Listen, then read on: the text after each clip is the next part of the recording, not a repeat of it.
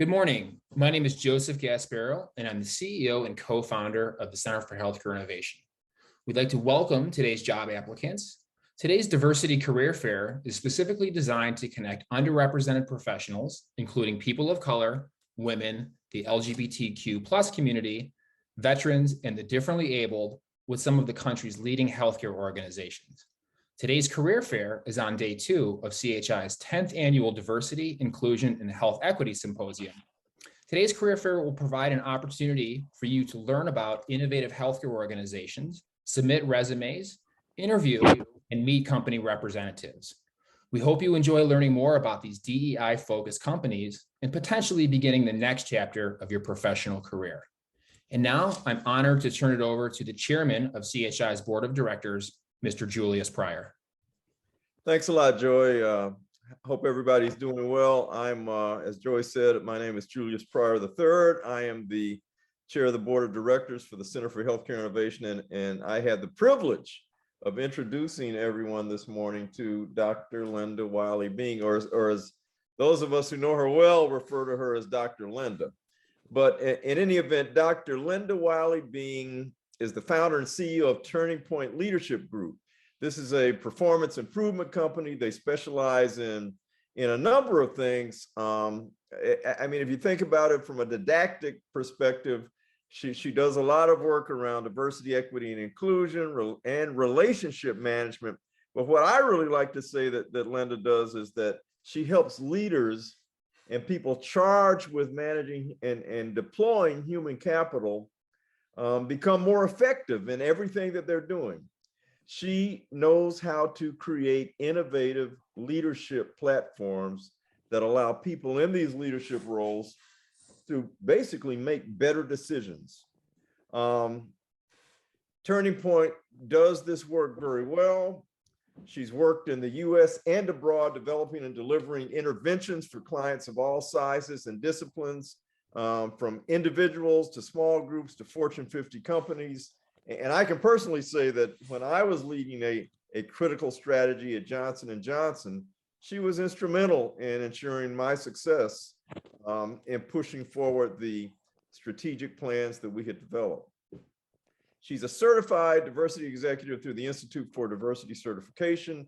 Her training programs have won awards from the Society for Human Resource Management, and her viewpoints are often sought out as a conference keynote speaker and presenter. She's frequently on cable TV shows and broadcast network shows. She's been a frequent contributor to CBS and the evening news program.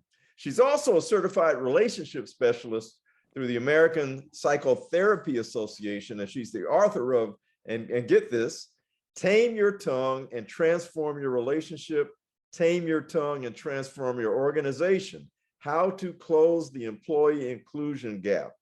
And as a motivational speaker, she is a part of the Les Brown Speaker Network.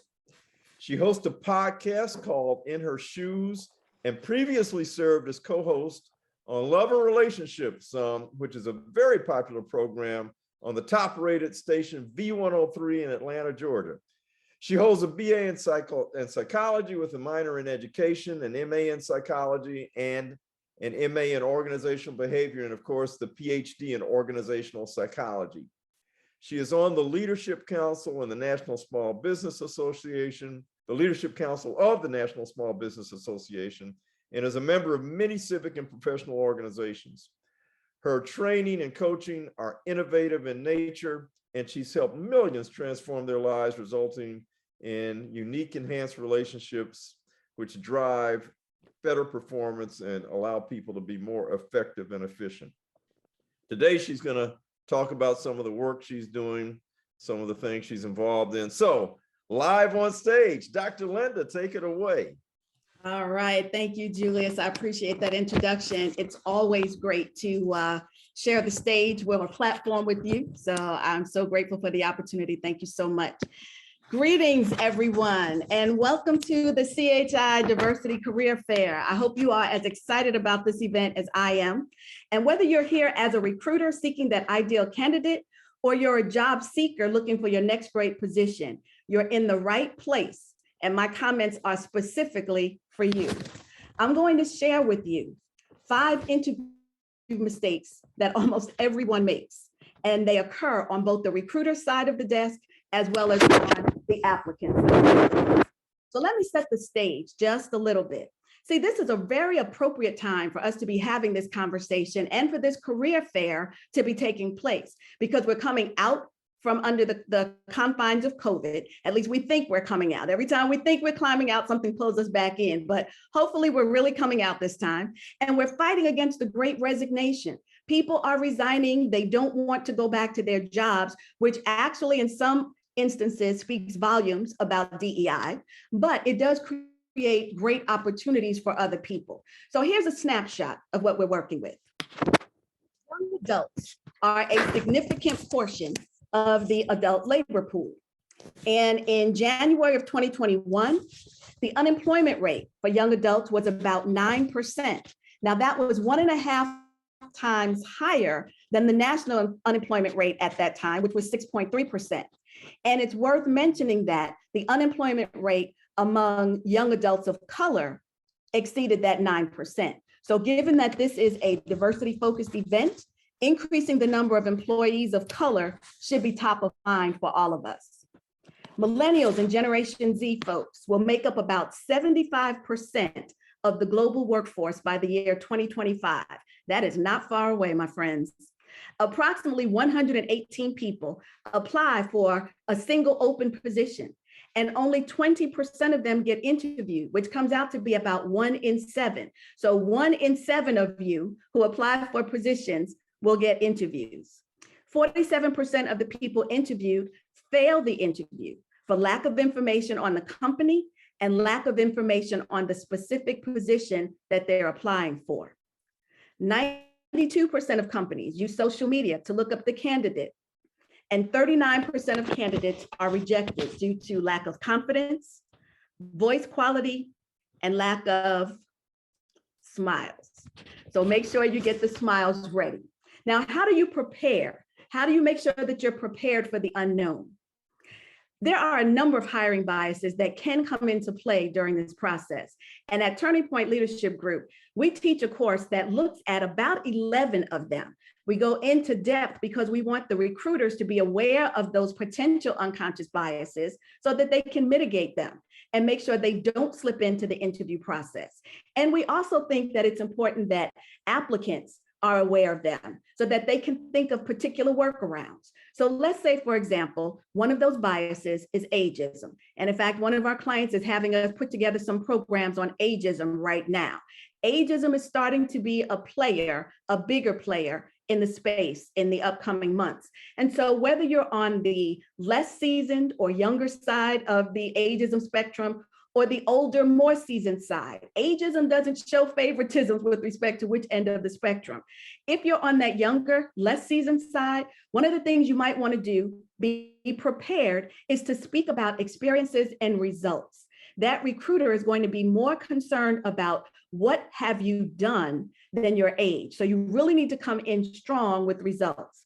If you're on the older or more seasoned side, then you want to talk about new innovations. Because if you can wow them with the fact that, yes, I've been in this field for quite some time, but I'm also on top of what's going on and I've been keeping up with the new technologies and the new ways of doing things, then that overtakes the ageism. So be prepared for the unknown. And it really does not matter if the company has a published pro-diversity statement or not. Many companies, I hate to say it, but many companies nowadays on the website speak very highly about their diversity values, but the numbers tell a totally different story. So before I share those 5 interview mistakes that almost everyone makes, I want to take you on a journey with me. I want to tell you a story. It's a familiar story. It takes place in the fictional African country of Wakanda. Maybe there's some connection to the fact that I just came back from a trip to South Africa that I need to speak about Wakanda. I don't know. But Wakanda was central to the movie Black Panther. Black Panther had a lot to say about the experiences of Blacks in America and in Africa. And it also has a lot to say about the foundations of identity, leadership, and righteousness. And these three are important concepts when it comes to talent acquisition. So as I get further into my comments, hopefully you'll see some of those connections. But let's talk about Wakanda and the movie Black Panther. And so let me do a quick recap for those of you who haven't seen it in a while, or perhaps there's some who haven't seen it at all. So in Black Panther, after the death of his father, T'Challa returns home to the African nation of Wakanda to take his rightful place as king. When a powerful enemy suddenly reappears, T'Challa's mettle as king and as Black Panther gets tested when he's drawn into a conflict that puts the fate of Wakanda and the entire world at risk. Faced with treachery and danger, the young king must rally his allies and release the full power of Black Panther to defeat his foes and secure the safety of his people. Now, in that overview in and of itself, if you are a student of DEI, you just heard a DEI message and you may not even recognize it. So let me go back and point out some of the words that I'd like to underscore from that recap.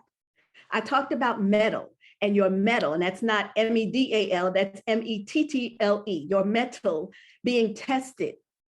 If you're from a marginalized group, you understand what it is to have your mettle tested. In fact, there are studies that have shown that women and people of color, and particularly Black women more than any other intersection, has to demonstrate or prove capability and expertise, even in our areas of expertise. And I've experienced that myself.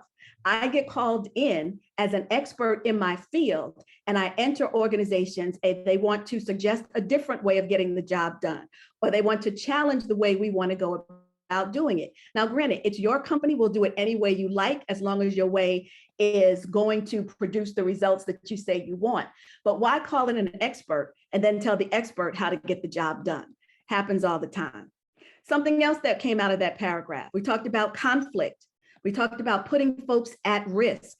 We talked about rallying allies. We talked about releasing the full power, which could also be translated as potential.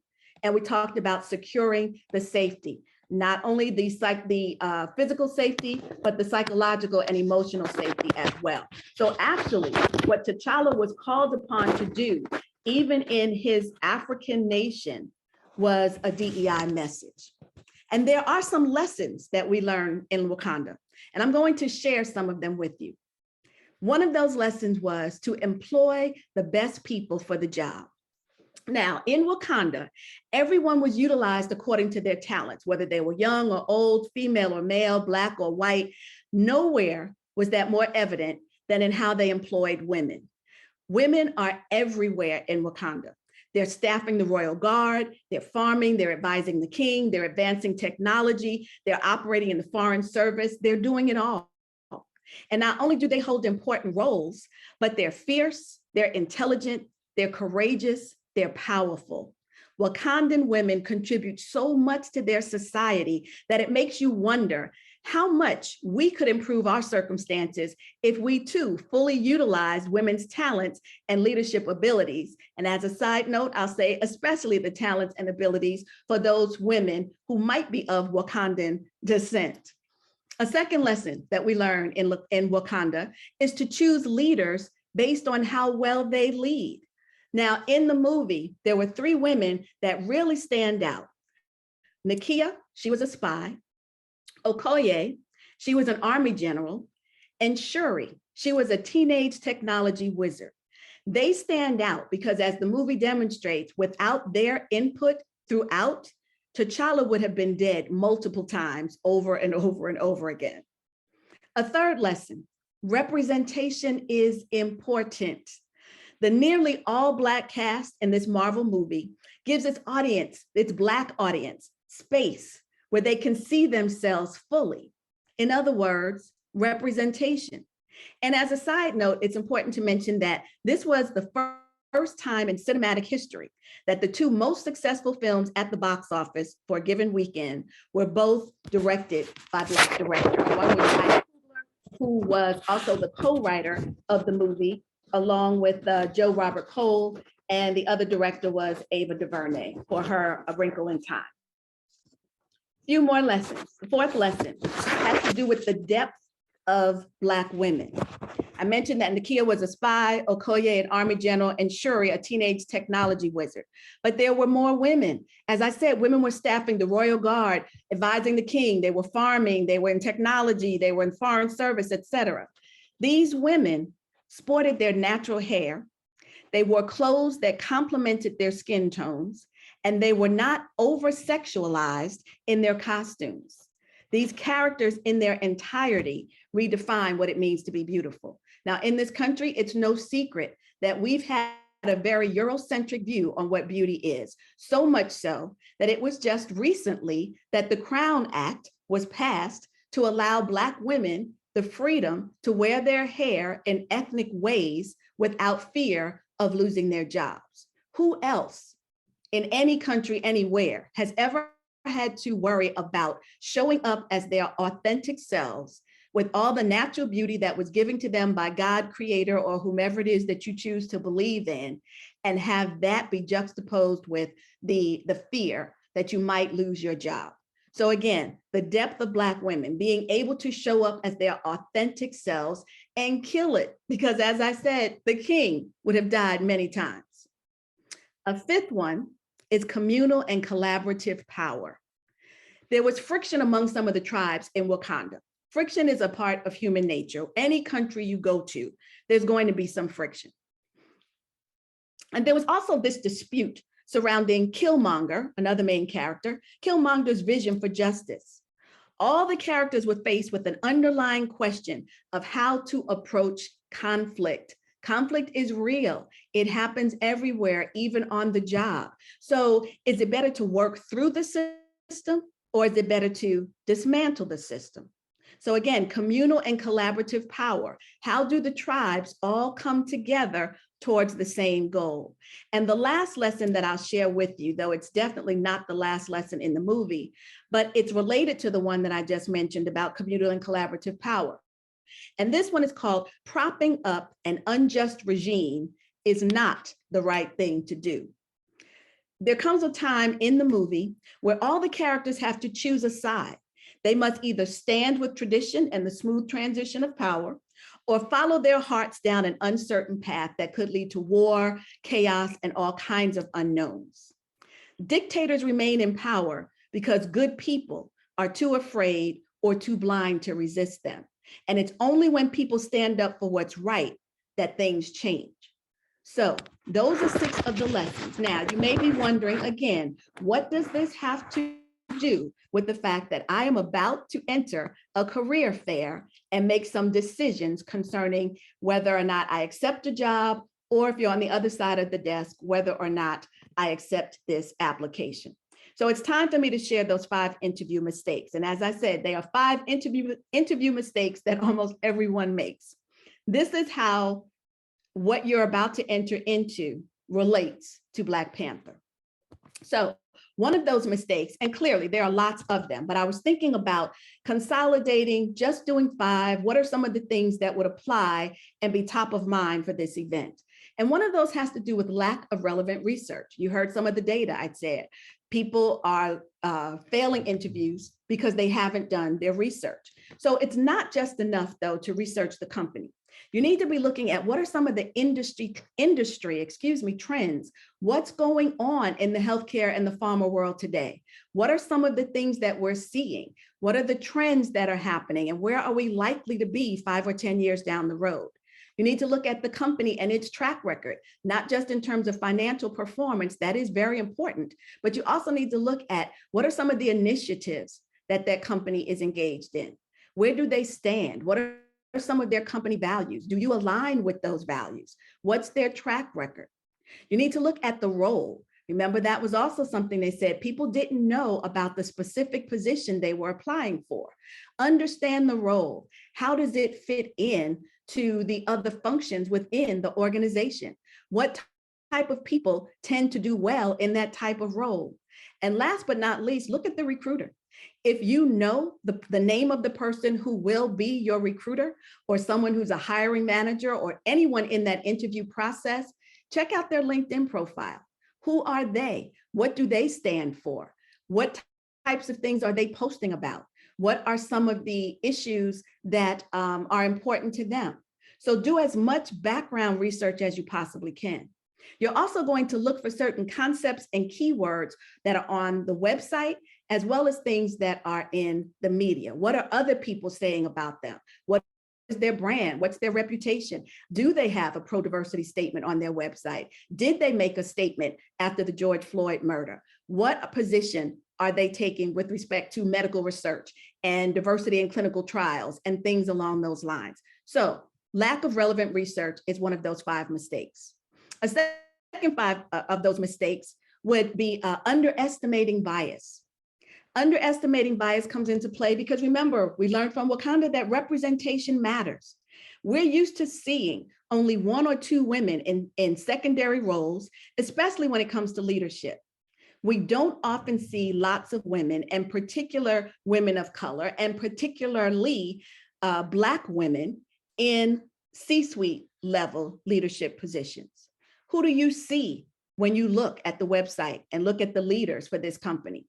Yes, you are great. And with all your superpowers, if there have been none before you, are you up for the challenge? And is it realistic to believe that you'll be the first in that position? So I'm not trying to crush your dreams in any way. I'm just being cautious, saying be prepared for the unknown.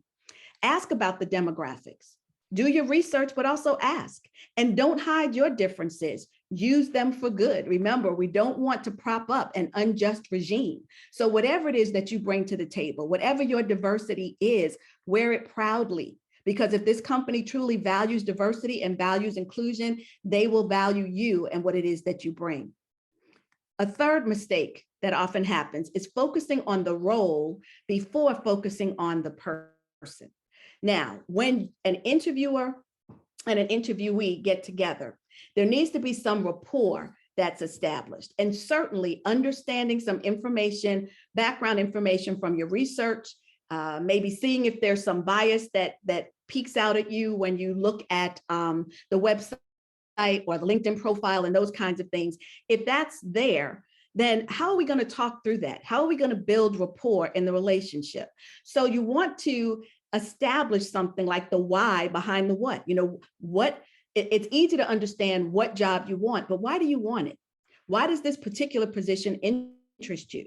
Talk about some shared interests. And again, if you've looked up their profile on LinkedIn, you'll see what some of their interests are and their values. Who are they following? What articles are they reposting, et cetera?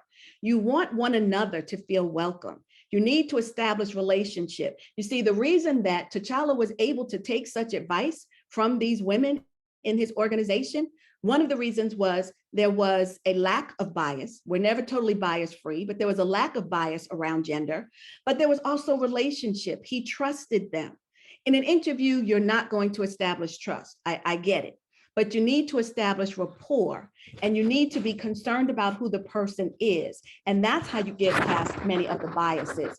If all you see is an older woman coming in applying for a job, and you don't know about her experience and how she keeps up with technology and the results that she has had in previous situations, if you don't know what she values and what her interests are, the rapport is being missed. Number 4 of our 5 interview mistakes is focusing on culture fit. Now, you may be scratching your head and wondering why it is that I'm saying it's a mistake to focus on culture fit. When the tribes don't agree, use your communal and collaborative power. See, one of the things that we do in organizations is we will often use, in my opinion, as an excuse, we'll say, just don't think they're the right fit for the team, or they really don't fit the culture.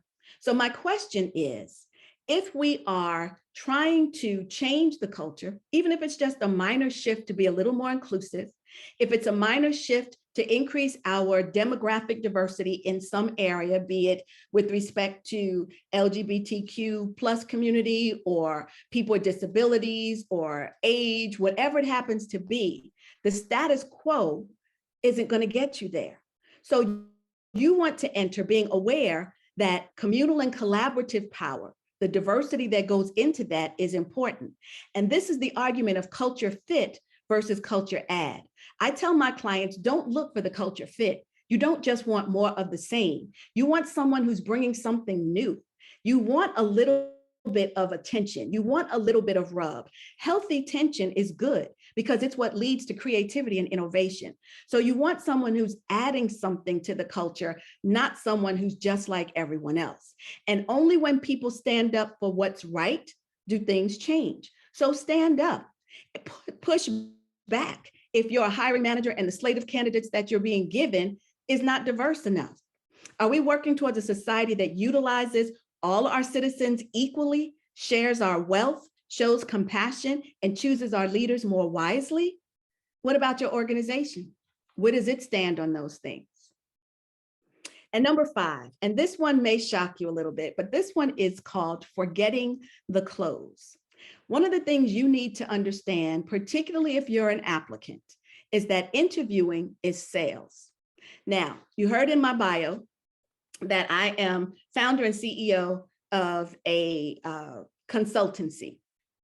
For years, I used to resist the fact that I was in sales. I don't do sales. I don't like sales. I don't like selling. I don't like being sold to. I'm not in sales. I got people on my team that do that for me. And it's really only been in recent years that I realized they're all different ways of selling. And anytime that I do something that brings someone closer to being a client of ours or makes them a client of ours, I'm selling. When you're interviewing, you're selling, and the product that you're selling is you.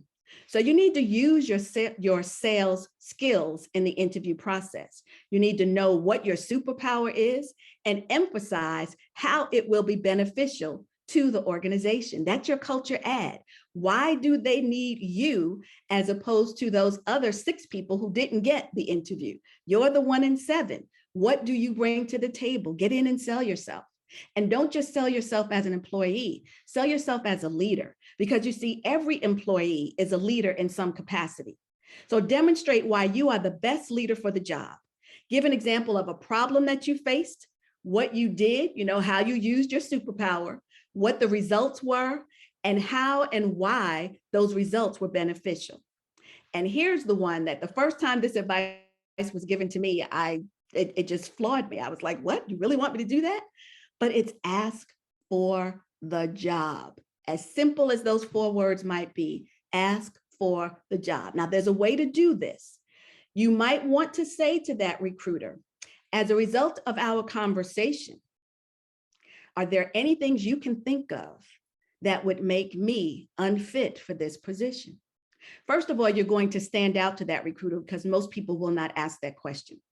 Number 2, you could possibly get some great information because that recruiter might come back and say, well, you're a little light in this area of experience, or we're really looking for someone who, and so now you have more information that you can then go back and say, oh, well, let me explain that a little bit. Let me provide some additional clarity, and you might give some additional information. In no way is that recruiter going to just say on the spot, well, yes, you've got the job. I mean, that doesn't typically happen. It usually takes 2 to 3 interviews before you get a position. But now you're standing out and you've received some additional information. And if you advance to that next level of interview, you now have some additional information from that recruiter that you can do to close the sale. So do not forget that you are selling. The product is you. As I want to share with you that as you engage in this diversity career fair and the process of interviewing, remember, be your authentic self. Tell your unique story in all of its depth. Value and sell your superpower and ask for the job. Now, if you don't get it, if you don't get passed on to the next level, I want you to celebrate. What? Yeah, I heard you. I want you to celebrate because, see, you were saved from entering a situation that was not for you. So celebrate and know that there's a better fit out there and that you are now 1 step closer to finding it. So again, congratulations for embarking on this journey, for stepping up and saying, yes, I'm going to explore some new opportunities, whether you're currently employed or not employed. This is an opportunity for you to show your superpowers, to learn more about yourself and about the companies that are being represented. And as I said, I spoke mostly to job seekers, but there was some wisdom in there for those of you who are recruiting as well. So that is the end of my formal comments, and I'm going to take a couple of questions from the audience. Well, thank you so much for that wonderful keynote address, Dr. Bing. We have time for a few audience questions, and we just want to thank everyone for submitting their audience questions. The first, Dr. Bing, is how do you see a diverse healthcare leadership influencing systemic health disparities? Oh, to a very large extent. So the short answer to that is that everybody comes with their own experiences, their own biases. We don't like that word, but that's really what it is. But they come with their own perspectives, their own experiences, and we can only see the world as we are. So the more diversity that you have on your leadership, the more perspectives that are brought in, the more understandings, the more experiences. You know, when you think about this, what goes on in the healthcare system, everything takes place as it is a system. So when we look to jobs, for instance, someone gets a job, and based on who they are, how they're paid, the pay equities, et cetera, determines where they can live. Where they can live varies for Black and brown people quite often than for white counterparts. When you're living in an apartment area or an area that is highly apartment buildings and condos and that type of thing, the taxes, property taxes, may not be as high as when you're living in suburban areas where people are paying property taxes on homes. What that does is then impact the educational system. So the children who are growing up are not being educated equally. They're not being given equal access because we know we have medical deserts, food deserts, pharmacy deserts, et cetera, in some of those lower socioeconomic areas. And then as those children grow up and they become workers themselves, they may have to do what have been some of the essential jobs during COVID. And so with that, they are having more exposure to some of the healthcare challenges that are there. They may not have the benefits to be able to go to get health care. And when they do, they are often relegated to some of the lesser quality healthcare institutions that are out there. So everything, when we're looking at what is a very disproportionate, unequal system, which is America, we're looking at how these systems all interact with one another. So when you're coming out of different experiences, when you've been the parent who sits in the ER and knows that your child is not given medication because there's a perception that Black and brown people have a higher tolerance for pain, or there's the perception that Black and brown people make excuses in order to be able to get more medicines, more prescriptions, et cetera. Whatever those biases happen to be, you're able to bring that to the table so that leadership can incorporate it into whatever decisions they are making. And had we done more of that, not only the diversity piece, but the inclusion and the belonging so that all voices were heard equally, the comorbidity rates during COVID might have been totally different than what we actually experienced. Thank you so much, Linda. And we have time for just one more question.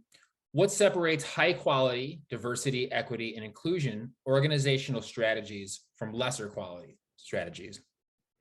All right, so I have the mindset that even though we are a consulting firm, when we come into your organization, we should not be in there forever. This is a partnership where we get you up and started, and when you're able to run things on your own, we should be able to step out and go on and help someone else.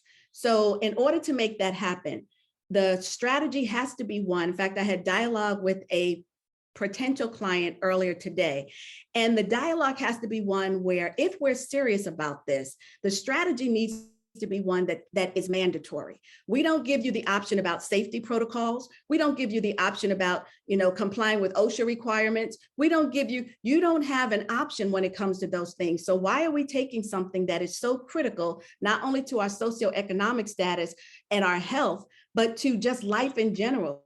Why are we giving people options? So the strategy needs to be one that once it's accepted and adopted, it needs to be mandatory. The training needs to be mandatory. We need to make sure that we are covering everything from A to Z. We're doing assessments, we're doing training, we're doing reviews of policies and procedures. We need to make it as robust as possible. And we need to have those support organizations built in, like diversity advisory councils or employee resource groups. We need to make sure that we are operating as allies. And again, in the lessons we talked about just a few moments ago, the communal and collaborative power, is it there? Have we covered all the perspectives? So I find that Organizations that tend to do better in this space are those where trust is high in the organization, morale is high in the organization. They bring in experts to give expert advice. They cover everything from A to Z. They make trainings and other initiatives mandatory. It's a very robust program. It's not a one and done. It's something that we continue to weave into the fabric. So as the consultants get moved out, we start taking over. And just as you might start a meeting with a safety moment, you can start a staff meeting with the diversity moment. You need to have measurements. You need to have financial incentives, because what gets measured gets done. And so the same way you would view something like safety or an OSHA requirement or those types of clinical trials and protocols, we need to have the same diligence when we are doing DEI work inside of any organization. Well, thank you so much, Dr. Bing. We wish we had time for more questions, but we have our job seekers very excited to visit our company booth. So on behalf of my CHI colleagues, everyone in attendance, including both the healthcare organizations and as well as the diverse job seekers, we thank you so much for your expert comments, your very insightful expertise, and all your tips. And now we invite everyone to begin exploring the next chapter of your professional career. Company booths are now open until 4 p.m. CST. We hope you enjoy CHI's virtual diversity career fair, and we wish everyone the best of luck and success. Thank you.